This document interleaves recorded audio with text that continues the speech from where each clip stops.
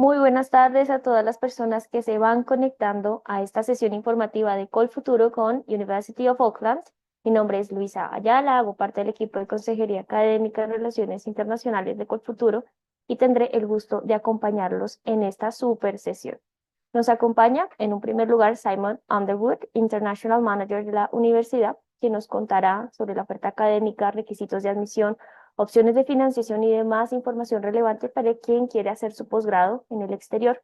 Pero esta sesión es realmente innovadora y tenemos una gran sorpresa para ustedes, ya que nos acompaña Diana Benavides Prado, quien es beneficiaria de COLFUTURO, o bueno, fue beneficiaria, y ahora es profesora de la Facultad de Ciencias y será quien nos dicte esta espectacular masterclass que se llama Continual Learning for Advising General Intelligence in Machine Learning Systems. Recuerden que tenemos un convenio que ofrece una beca del 100% para un doctorado, del 20% para las maestrías y un beneficio del 30% para 15 beneficiarios en el programa de inglés, de acuerdo con lo que estipula nuestro acuerdo. Tengan en cuenta que para acceder a este beneficio tienen que presentarse a COLFUTURO y ser seleccionado con esta universidad. Si tal vez aún no conocen cómo funciona el esquema de financiación de COLFUTURO, la recomendación es que se conecten a las charlas informativas. En este momento son todos los viernes a las 8 a.m. y el segundo sábado de cada mes. Sin más introducción, le doy la palabra a Diana, que va a iniciar su masterclass en un primer lugar. Adelante, Diana. Gracias por estar acá. Gracias, Luisa, y gracias a todos por asistir a esta masterclass. Me voy a cambiar a inglés, que es el idioma en que preparé esta presentación. And today I'm going to talk about continual learning for advancing general intelligence in machine learning systems. As Luisa mentioned, I'm a lecturer at the School of Computer Science at the Faculty of Science at the University of Auckland, and my main topic of research is machine learning. So first, let me start with some motivation to continue machine learning. And here are just some representations of the hype of AI and machine learning over the last few years. So, for example, over the media, there's been a lot of attention to technologies such as deep fakes in 2017, where it was reported that you could use machine learning and specifically very big deep neural networks in order to recreate images and videos of actual people. An example here is Donald Trump. The other sort of period of attention of the media over AI and machine learning was with self-driving cars, and it was in 2021, it was sort of predicted that self-driving cars were going to take over the world, something that hasn't really happened yet. And the most recent hype of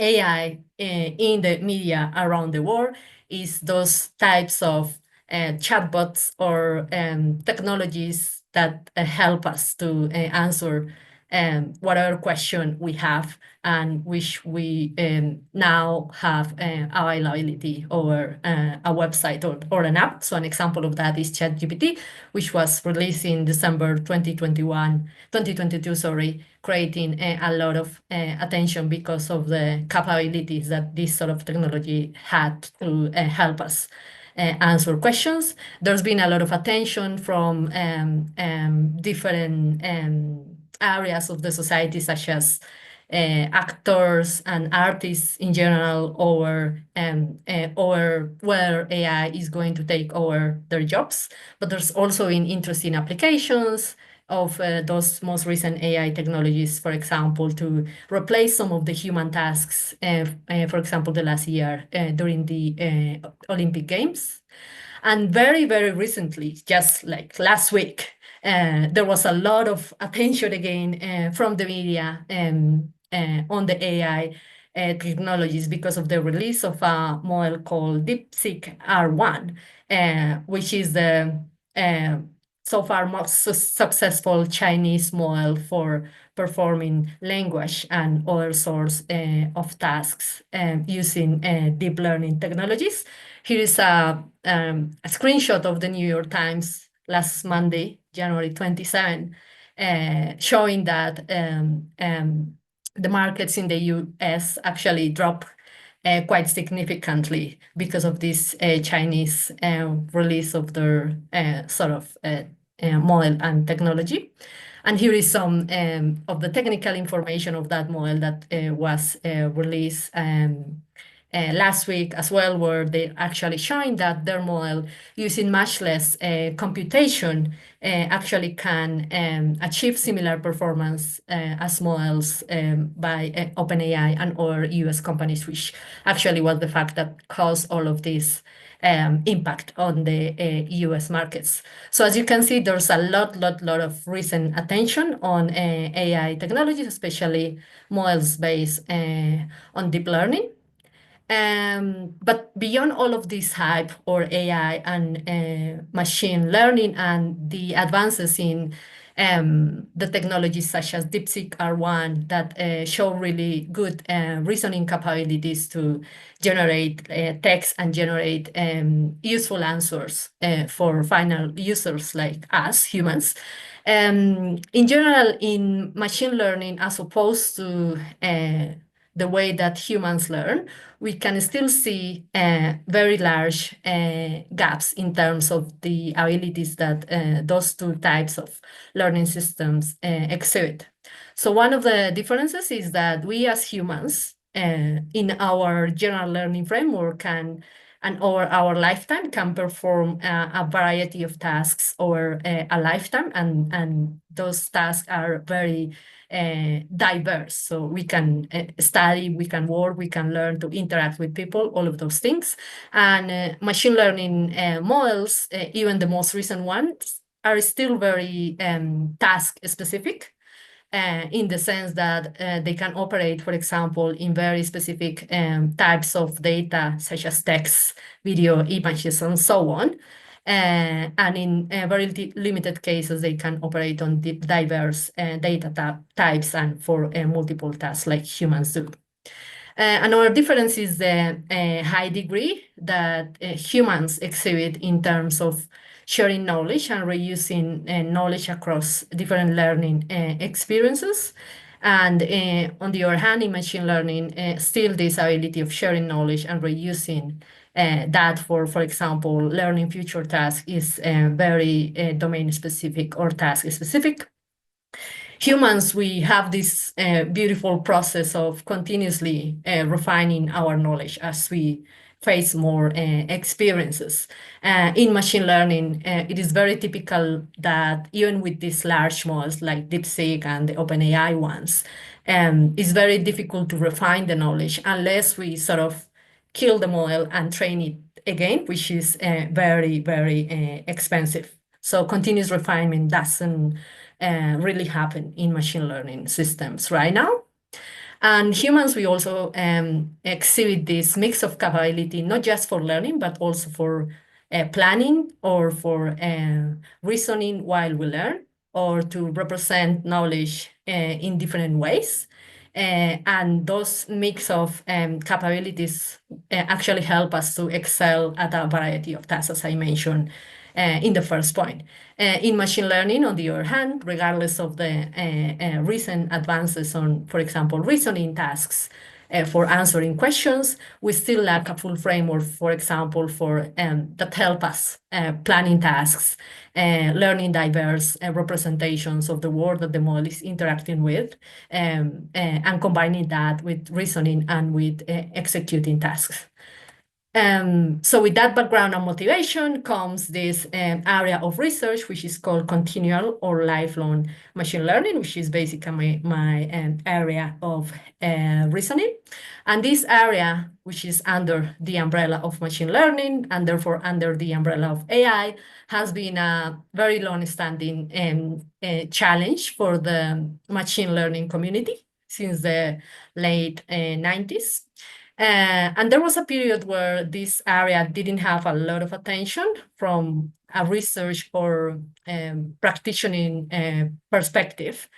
But recently, with the advent of deep neural networks, and the ability to learn very useful representations for tasks like, for example, in computer vision or natural language processing. There was again an interest in this ability of learning continually. And also learning continually has been identified as a means to achieve some of the capabilities of general intelligence, like the ones that I mentioned in the previous slide when I mentioned humans. So this increased attention on this continual machine learning field has been reflected in a bunch of research publications over the last 9 to 10 years, and also a very good presence of this particular topic in the main conferences in machine learning and artificial intelligence around the world. So that's some motivation to a continual learning problem. So what we're trying to do there is to mimic that human ability of learning multiple tasks over time. But in that case with machine learning models, so that we can achieve, for example, better performance, or we can excel at learning and executing a variety of tasks with those machine learning models. So here is a sort of formal definition of what continual machine learning is. And this definition applies to the context of deep neural networks, which has been the technique used over the last few years, and the state-of-the-art technique in the most challenging machine learning tasks right now. So continual learning can be defined as an adaptive process capable of learning from a continuous stream of information or a continuous stream of tasks, with the assumption that this information, similar to what happened in humans, becomes available over time. So we don't have access to all the information at the beginning of the learning process, but we have access to information progressively. So there are different types of continual learning. And those of you that are familiar with machine learning, those types are actually matching machine learning research in general. So we can do supervised, unsupervised, and reinforcement continual learning. I'm going to focus in the next slides in the supervised case. So basically in the supervised case, we can perform tasks like, for example, classifying images of on a data set into some categories. So in the supervised case, we have something that we call a label, and we want to use a set of features or attributes or variables of the input data in order to say this input data instance. So for example, this image corresponds to this label. I'm not going to mention unsupervised and reinforcement learning right now, but those are also areas of interest under continual learning. So for a formal, quick definition of continual supervised learning, as I just mentioned, in the continual case, we have a sequence of tasks. So let's say that, for example, if we have the domain of image classification, each of those tasks is learning to classify images of different classes. So for example, cats, dogs, airplanes, buildings, whatever classes we have in our machine learning systems. And the idea is that we observe those tasks sequentially, and we have data for each of those tasks. So this data is represented as D here, but basically in the supervised learning case, we have, for that data, we have a set of attributes of those images represented in this vector X, and a set of labels saying that this image with this set of attributes corresponds to this class, for example, cat, dog, building, whatever. And those label examples for each of those tasks correspond to different probability distributions. And that fact is actually really important, because one of the challenges of continual learning is how can we fit one machine learning model to a very different probability distributions for different tasks. So that's going to create an important technical challenge. So a problem of continual supervised learning is to learn a model, F, which can be, for example, a deep neural network, or if you are familiar with other types of model, a decision tree or something like that, that help us to minimize the empirical risk or the error when we try to, for example, classify images corresponding to each of those classes, which is represented in this equation here. So as opposed to the standard supervised learning, where we actually train a single model for one big task and use that model to predict examples of corresponding to that particular task. In continual learning, as I said before, we have like a sequence and a multiplicity of tasks. And the challenge is that we must use the same learner or the same machine learning model to predict examples from those different tasks at any given point in time. So here are some requirements of continual supervised learning. So one of them is we need to use the same model.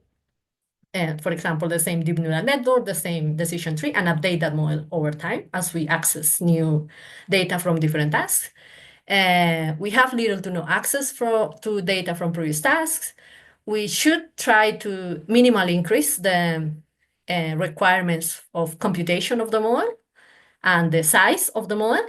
And we should be able to maintain the plasticity stability balance, where plasticity refers to the fact of learning new tasks well, and stability refers to the fact of remembering all tasks and not decreasing the performance as we learn progressively. So plasticity stability is a big challenge in continual learning that is not a challenge in human learning, and that's why we are able to excel at new tasks and also remember old tasks. But in machine learning, it is definitely a challenge when we try to use the same learner for different things.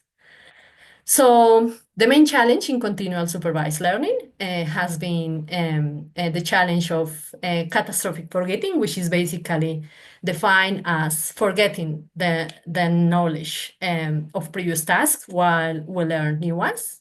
So I'm going to go quickly through this formal definition, but let's say that we have task 1 and 2. For example, task 1 is learning to recognize the digit 0 in this in a data set with a set of digits and labels. And task 2 is learning to recognize digit 1.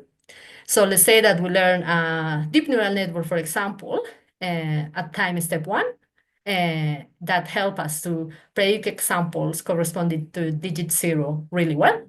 And at time step 2, we update that neural network to predict examples of digit number 1.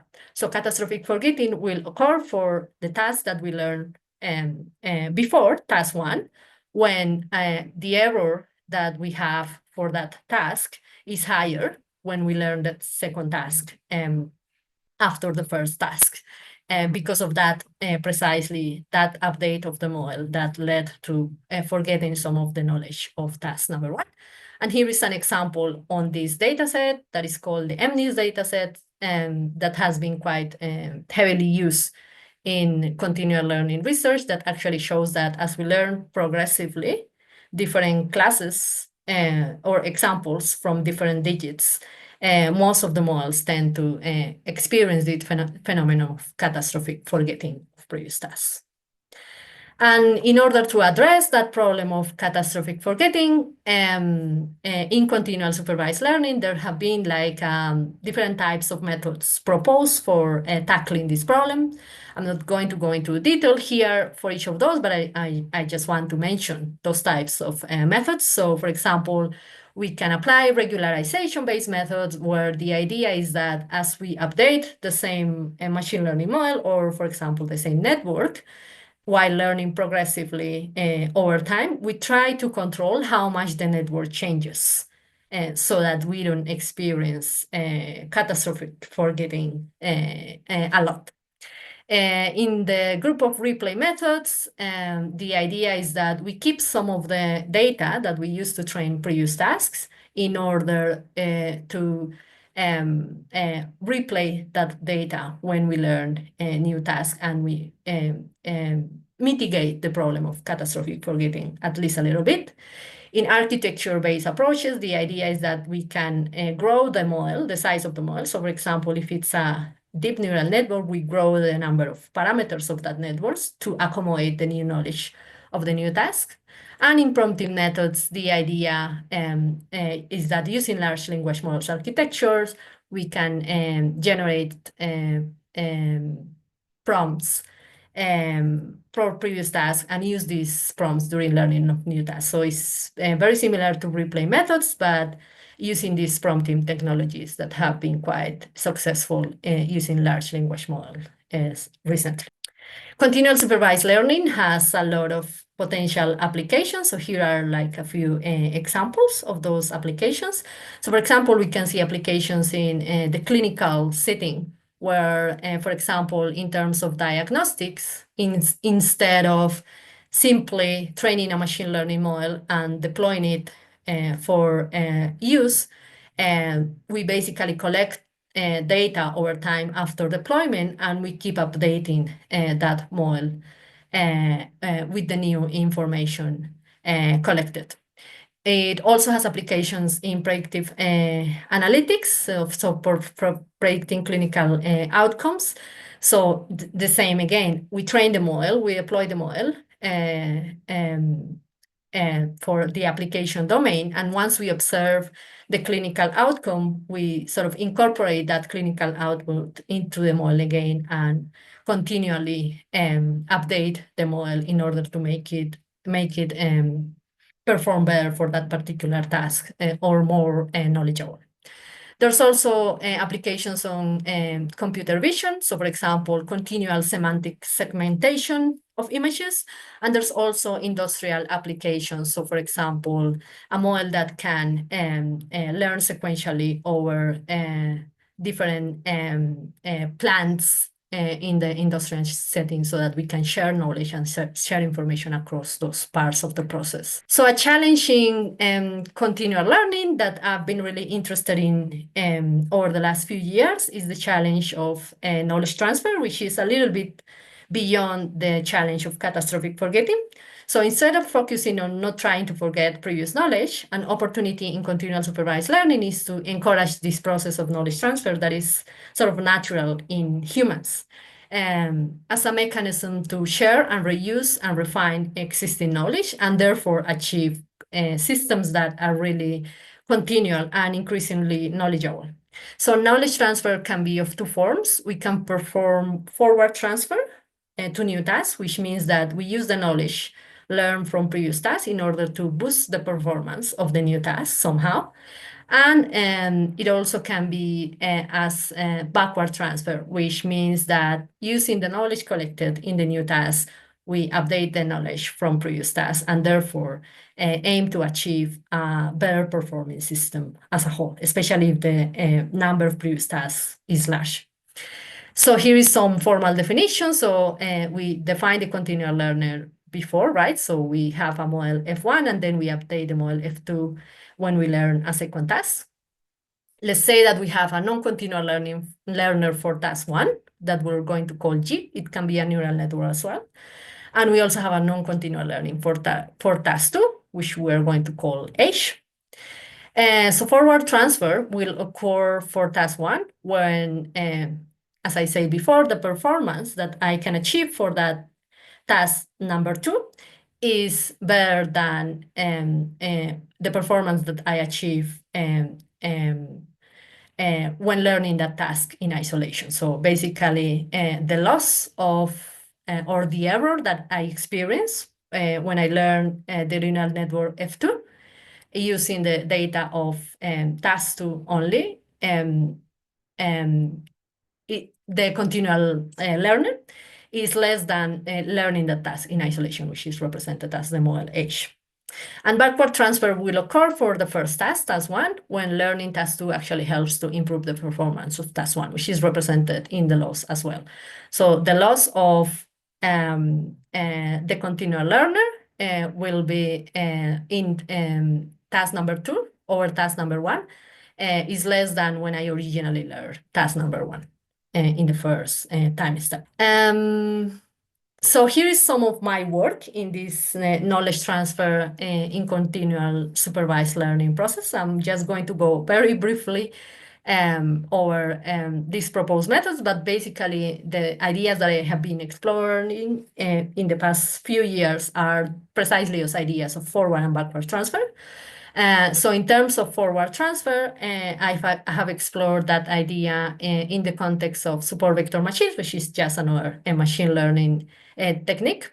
Basically, the idea of forward transfer here, the intuition here was that having multiple source models or previous models trained for example, image classification tasks, we could learn to transfer some regions of that knowledge to a target or to a new task in order to encourage forward transfer. I'm not going to go through a formal definition here that is based on the definition of the support vector machine, but basically the results tested on different image classification data sets like Office, Caltech, and ImageNet show that this forward transfer method, which was called Action SVM at the time, could actually perform better than not doing forward transfer at all when learning sequentially. And in the case of backward transfer, the intuition was that if I have multiple of those SVM models, can I identify again those regions of similarity across those tasks so that I can target the previous models and update them in order to boost their performance. And the results in some synthetic datasets and real-world datasets actually show that as we learn, especially a large number of tasks, so here we have up to 250 tasks, sequentially, by updating with the process of backward transfer, the previous knowledge, we could actually, as we can see in the pink line here, boost the performance of the whole system over time by doing that backward transfer process. Finally, I have also explored some general properties of this knowledge transfer process in continuous supervised learning in general. I'm not going to go again into detail here, but the idea here is that the idea here was that we could theoretically derive some bounds on where, by using this process of forward and backward transfer in continual supervised learning, we could actually achieve increasingly intelligent systems, defined as systems that would experience less error or better performance when we apply this process of knowledge transfer sequentially over time. And that was precisely a case that we showed experimentally here on the right for very simple tasks of learning for different very simple functions under this framework. So as some conclusions of continual machine learning, as I mentioned at the beginning of the talk, it's an inherent ability of humans, and there's been research in the past few years that have tried to mimic that in machine learning, especially in the topic of catastrophic forgetting and not so much in knowledge transfer. And there's an opportunity there, of course. The second item is precisely what I mentioned. A latent opportunity exists in knowledge transfer, which is a phenomenon experienced by humans, but not so much by machine learning models. Continual learning can act as a means to achieve some of the properties of general artificial intelligence, AGI, especially in the sense of being able to refine knowledge and improving our performance over time, just like humans do. A lot of progress has been made in abilities of general intelligence, such as reasoning, as we saw with DeepSeek R1. But what about learning continually, just like humans? So we need something beyond reasoning. We need continually being able to learn and to improve the knowledge that we have collected over time in machine learning systems.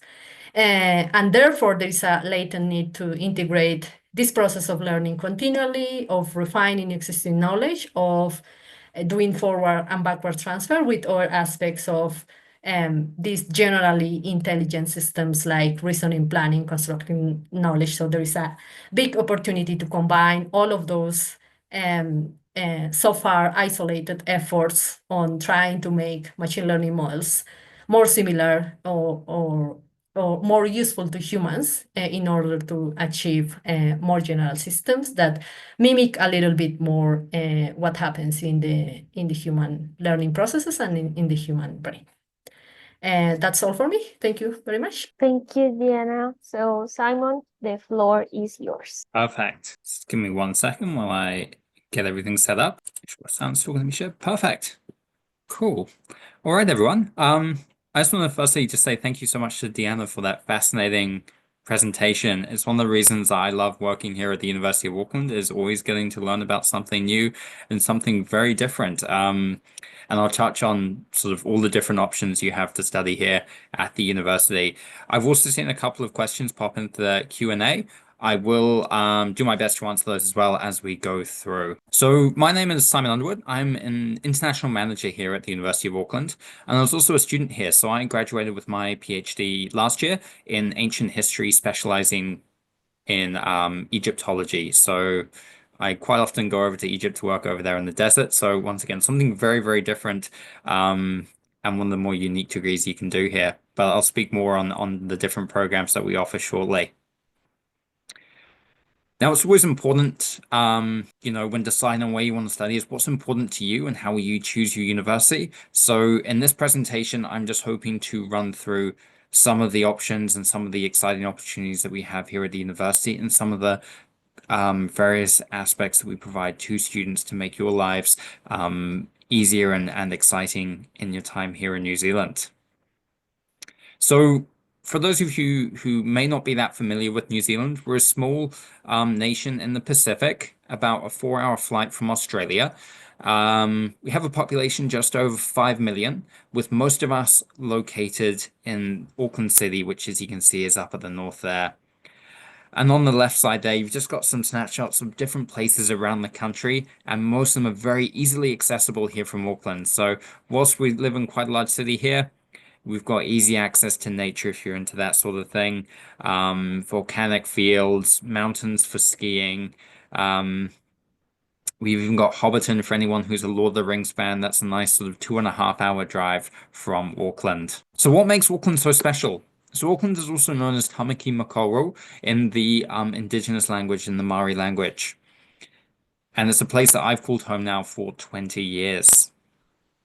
So we are New Zealand's largest and most multicultural city, and we were voted 9th most livable city last year by the Economist Intelligence Unit. So we're a fantastic city located right on the waterfront, as you can see there, and our campus is located right in the heart of the city as well.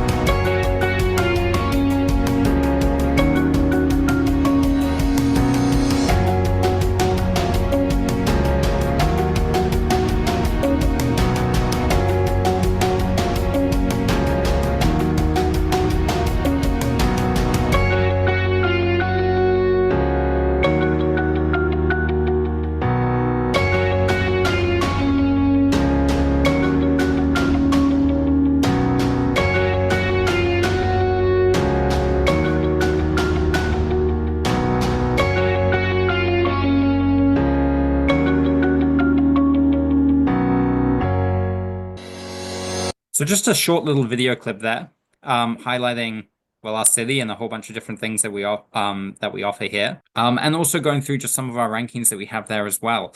So we are one of the highest ranked universities in the world. So in the QS World Rankings for 2025, we were ranked 65th. And we also rank highly in sustainability as well, which is an increasingly important part of our sort of identity here in New Zealand and at the university.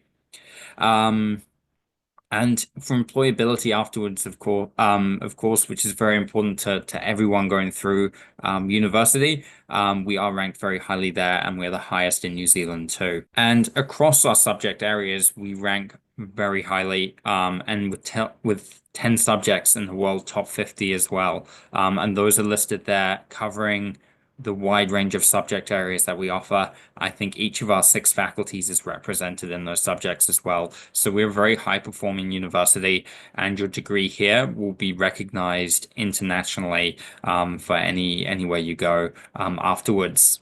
So as was mentioned in that video, you would have seen we have a very, very sort of global connection. So we have 130 partners, university partners across the world, and we about sort of 1 in 5, 1 in 6 students, so over 8,000 international students here at the university come from overseas. So we have a very international population from over 110 different, featuring over 110 different nationalities. So very much a global university with lots and lots of variety in culture, which is fantastic. Now at the University of Auckland, we have 6 faculties. So we have the Faculty of Arts and Education covering your liberal arts, social sciences, fine arts, and education and social work programs. Then we have our business school. We have Faculty of Engineering and Design. We have our law school as well, medical and health sciences. So we do have a med school here.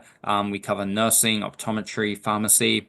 And then we have our Faculty of Science as well, covering all the main sciences in that too. And of course, computer science, where Diana is based. Now, we have 7 campuses for the universities, with most located around Auckland City. So the city campus, which is sort of in the top in the middle there, that's where most of our student population is based and where most of the sort of facilities are. Nearby, we have the Grafton campus, which is where our medical and health sciences are based, and then Newmarket for postgraduate engineering, which is about a 20-minute walk from the campus. The 2 other ones I always like to highlight are our Lee Marine Laboratory for anyone interested in marine science. This is a dedicated marine center, about an hour-and-a-half drive north of Auckland, that is right on the edge of a marine reserve.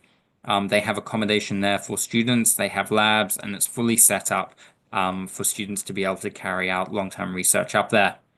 And then as well, one that always gets people interested is our Wine Science Center. So we have the Goldie Estate Wine Science Center on Waiheke Island, which is an island out in Auckland Harbour. So about a 40-minute ferry ride from the downtown ferry terminal. And that has always been a very sort of popular program for students coming here to study wine science. And then one thing we are trying to make the most of and highlight at the moment is our brand new sport and recreation center that opened up just a couple of months ago. This is brand new state-of-the-art facility. We have indoor swimming pools, rooftop sports field, basketball courts, all weather surfaces for playing tennis or badminton. They run classes throughout the year, and of course a fully equipped gymnasium as well. Now, some of our most popular postgraduate programs are listed here. Primarily going across the STEM subjects, but we also see a lot of interest in our Master of Arts program, and I'll chat about a lot of these programs in a second, specifically with what faculties offer. So the Faculty of Arts and Education. So this has an incredibly wide variety of subjects, and they offer both taught and research master's programs. And of course, PhDs can be studied across all our faculties. The Master of Arts subjects, they will cover anything from anthropology, sociology, criminology, history, ancient history, all the way through to dance and music in the creative arts space. And also we offer Masters of Fine Arts as well for those interested more in the creative side of things. For education, we also have programs such as Master of Social Work, and Social Work Professional for those wanting to get professional accreditation to work here in New Zealand. And then we have other programs such as the Master of Indigenous Studies and Master of Global Studies, which are very popular amongst our students. So a very large variety of subjects you can choose to study from named programs which are very specialized to ones that you can have more generally, such as a Master of Arts. Now, the business school is is highly accredited across the world, and is ranked 56th for accounting and finance. So it sets you up well for life after university with the programs that we offer. And they're very much focused on connecting with industry professionals when you're studying here at the university. Now, the Master of Commerce, so they offer the 8 majors there, from accounting, commercial law, economics, finance, global management and innovation, information systems, marketing, operations, supply chain management. And then from there, you also have the named masters as well, covering those subjects there, such as applied finance, international business, and professional accounting. Now, across all our master's programs from the faculties, these will typically be ranging from a 1-year master's if you have prior postgraduate study, or potentially a 1.5-year or 180-point master's if you're coming straight from a bachelor's degree. So there is some variety there depending on what your academic background is. Then we have a Faculty of Engineering Design, and they offer a lot of different subject areas as well. And they cover all the engineering programs, architecture, and design too. When it comes to engineering, they offer sort of 2 main parts for their Master of Engineering. You have the Master of Engineering, which is the Research Masters, and the Master of Engineering Studies, which is more the Taught Masters. Beyond that, of course, they have named masters too, similar to the other faculties, such as aerospace engineering, energy, earthquake engineering, there as well. So we offer a very wide range of subjects there for students to study in that field. Now, as I mentioned as well, we have the Newmarket campus, which is a dedicated campus for postgraduate engineering research, with a lot of labs out there specifically for some of these master's programs. We also have our law school, and we have the widest range of law courses in New Zealand. And it's also home of the Davis Law Library, which is New Zealand's most extensive collection of legal resources. Importance to this one, we see a lot of interest for our Masters of Law program, or the LLM, but we also have the other master's programs there as an option too for postgraduate study. Now, the Faculty of Medical and Health Sciences is located, as I mentioned, just across the road from our city campus, opposite Auckland City Hospital, which is one of the largest hospitals in New Zealand. And it covers 6 exceptional schools, including medical science, medicine, nursing, optometry, and vision, pharmacy, and population health. And these are some of the postgraduate programs that you can study with us here in that area. So covering quite a wide range of subject areas, as we are a comprehensive university. We do see a lot of interest in health psychology, public health, and nursing is always one of interest as well. And finally, our Faculty of Science covers the remainder of the STEM subjects, and it has 10 schools and departments providing outstanding teaching and research opportunities, which are listed there. For those who are interested in statistics, the R programming language was founded here at the University of Auckland, so that's always one of our little bits we like to have a claim to fame on. And yeah, we've got those subject areas there too, and a lot of different postgraduate programs, including the Master of Artificial Intelligence there too. We offer, all these masters to students coming through. As I mentioned, we've got the general Masters of Science, which you can study in biology, chemistry, computer science, but then once again, we have these specialized named master's programs as well, such as the Master of Wine Science, the Master of Biotechnology, Master of Bioscience Enterprise. So a lot of different variety here for students to look at and to study. And as I mentioned, across all our faculties, we offer PhD programs too. And our PhDs come with a lot of perks for international students. So rather than paying international fees, international PhD students pay the same lower fees as New Zealand domestic students. You also get the right to work while you study. And if you do have a spouse or a partner, they are eligible to join you here on a work visa. And if you have any children as well, you get access to New Zealand's free public school system. So some fantastic perks for those of you with families. And similar to our other programs too, you do get 3-year post-study work visa on submission of your PhD thesis. And as I mentioned, over 100 different subjects available across all our faculties. So there's a lot of options there for you to study. And of course, when you come to join us, it's all about you. So you'll be in good hands. We're very famous for being pretty warm and welcoming people here in New Zealand, and you can always feel safe and secure. So New Zealand is one of the safest countries in the world, and last year we were ranked number 4. So we are a very, very safe country, even being here in the heart of New Zealand's largest city. Like I said, I've been living here 20 years, and I absolutely love it here. I've never felt anything other than being safe. And of course, we do offer support that you can rely on. Even from the moment you arrive in New Zealand as a new international student, we can arrange airport transportation for you as well to get you to your accommodation. So one less thing to worry about. But of course, that's just at the start. We will continue providing that support all the way through until you graduate and even beyond with some of the services that we offer. We do have on-campus accommodation as well. Now, typically for postgraduate and doctoral students, these will be in self-catered accommodation. You will have your own private room most often, and a kitchenette with the larger shared kitchen facilities down below. All our accommodation are located adjacent to the campus, so right next door. So a 5-minute walk, and you're in the heart of the city campus. Like I said, that's where most of our subjects are based.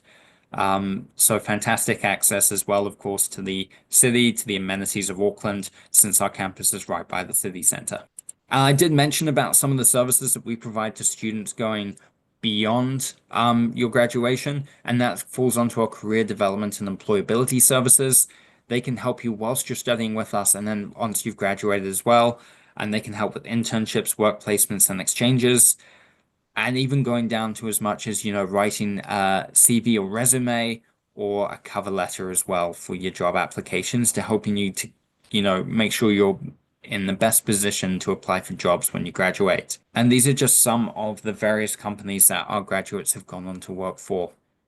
And then more than 96% of our graduates are employed, as per the 2023 destination survey. So that's a lot of our graduates out there making their mark on the world. As I mentioned, for the PhD, same for the for master's programs and many postgraduate programs, is that are allowed to work here on a post-study visa for up to 3 years, which is a fantastic opportunity for students coming into New Zealand. And as well, some of the most in-demand career areas, we're looking at health, engineering, primary industries and agriculture, IT, and business as well. So those are the areas I really looked into. It's always changing, and our government actually has a website which will list sort of what career opportunities are like for various fields as well. So you can always have a look at our website on our government website there too. Now we do offer, of course, you have the COLFUTURO funding options, but we do have specific scholarships for students as well.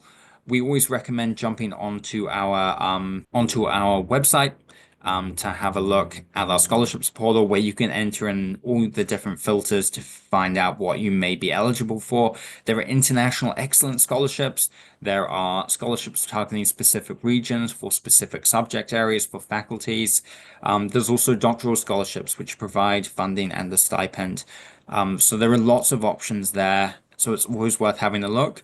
We don't have a set closing date for scholarships or opening date. They change that. Each scholarship operates on its own calendar, its own dates for applications. So it's always worth keeping an eye on the portal to see when scholarship applications might be opening and when those ones will be closing, because they will be throughout the year.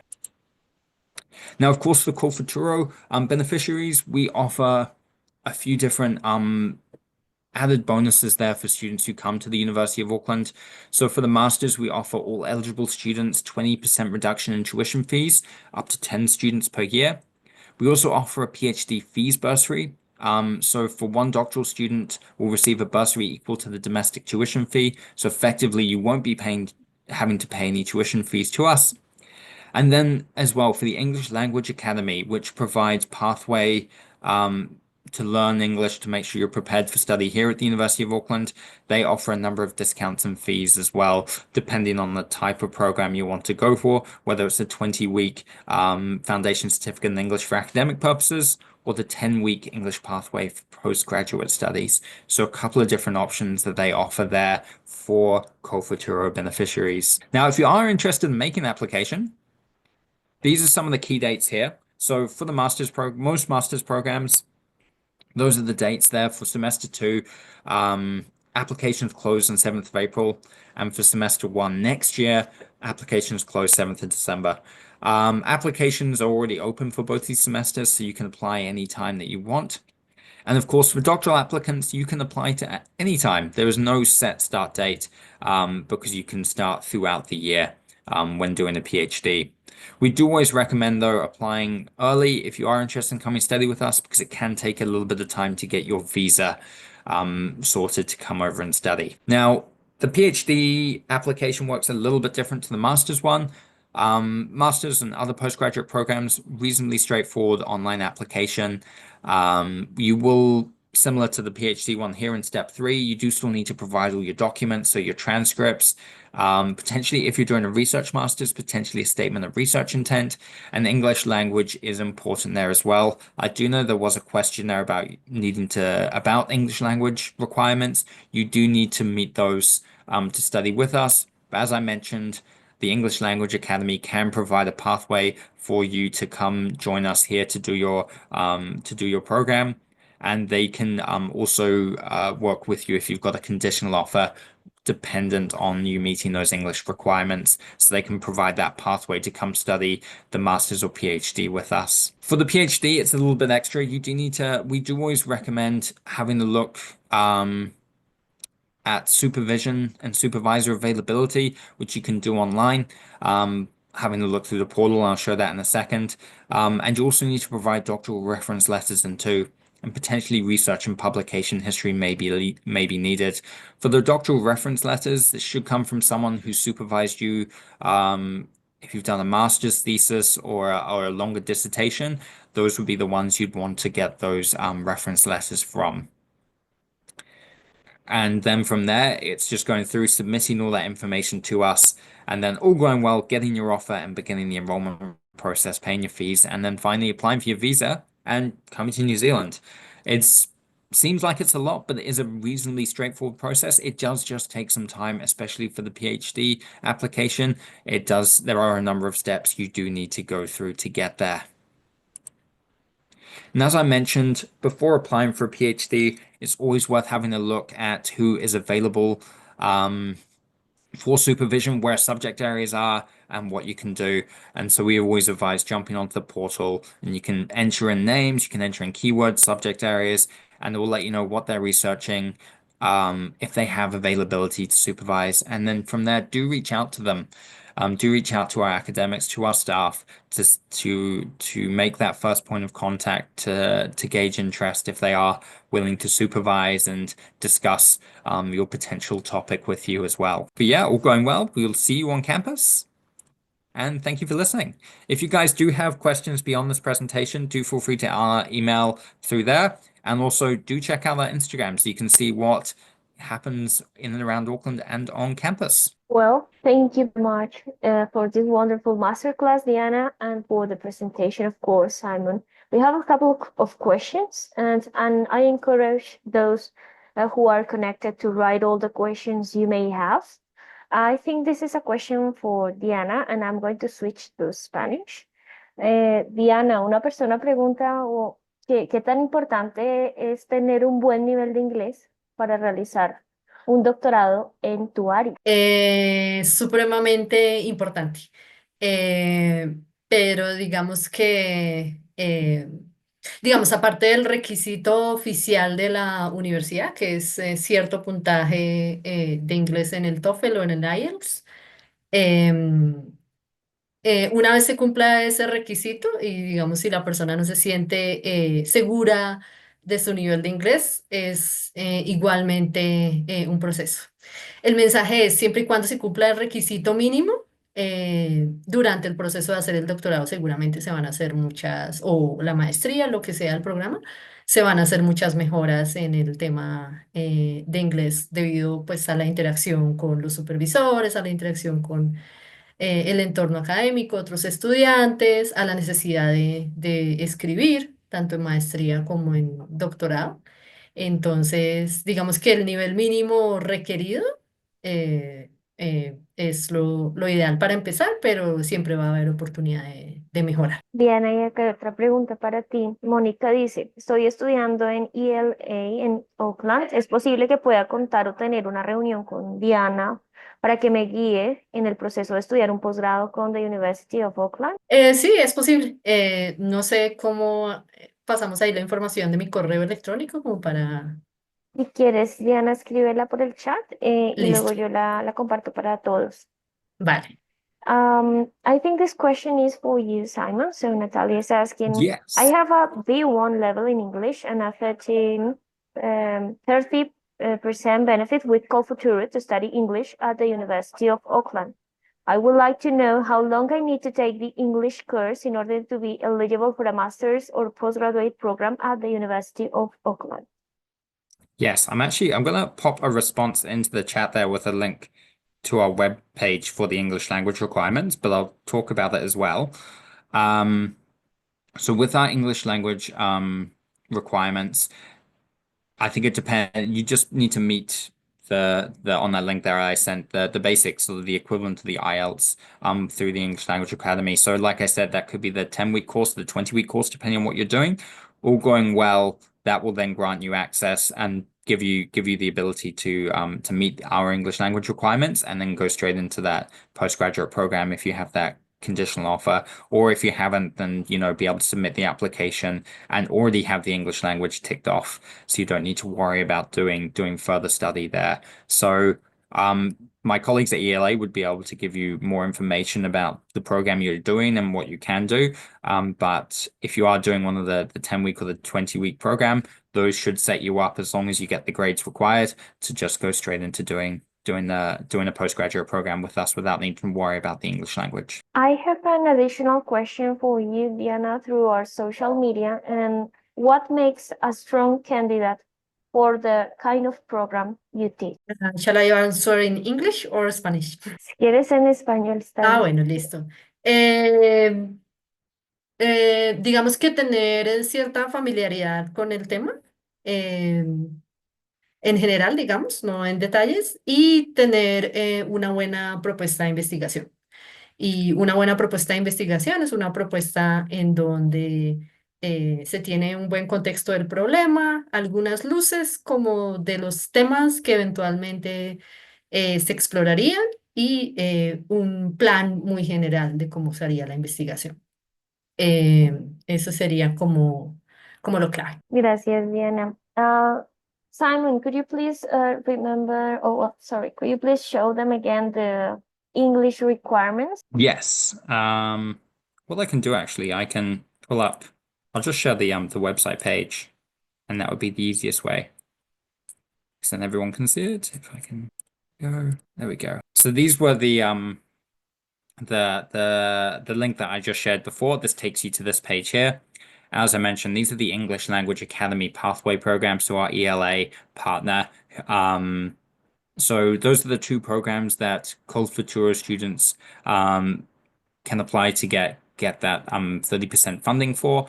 And then those are the grade requirements there to get through. So those ones there. So the A- and the F-cert, EAP or the EPPS, and then going through. But typically for postgraduate programs, you need to have, if you're doing IELTS, for instance, so if you already have English language requirements and you've done IELTS recently, not a problem. That's the sort of score that we're looking for. So an overall score of 6.5 with no bands below 6.0. That's generally for the most, I'd say 90% of our programs. There is the odd one which does have a slightly higher requirement. But if you jump on our program pages on the website, they list exactly what you need on there for each separate program. But like I said, for the most, it'll be that amount there if you've done IELTS previously. Well, we do not have more questions, but just to finish, Diana and then Simon, could you please give one piece of advice for those who are planning to study there? Do you want to start, Diana? Sí, digamos, el consejo sería, con toda esta explicación que dio Simon de los programas posibles, y eso, seleccionar, investigar bien los programas, seleccionar el programa que crean que más se adapta a sus intereses, tener claros los requisitos y dar el siguiente paso y aplicar. Gracias, Um, Simon. for me, I think I mentioned it during the presentation, especially for those looking at pursuing the research master's or a PhD, make contact with a potential supervisor in advance. It's really, really important. You want to make sure that you'll work well with this person, especially if it's a PhD. It's going to be, 3 to 4 years working closely with your supervisor. So you want to make sure that you'll get on well together. So make that first point of contact, show that you're interested in the work that they're doing, that you've done your research on their publications and that. And that will go a long way into building that positive connection to start with. So yeah, reach out to supervisors and do that before pursuing too much into your application would be my tip. Well, thank you for this webinar. I think that this is the end. We really appreciate you taking the time. It was a pleasure, Diana, to meet you and to listen about machine learning, and also Simon to know more about the University of Auckland. And with no more to add, well, goodbye. And for you, have a good day. And for us, a good night.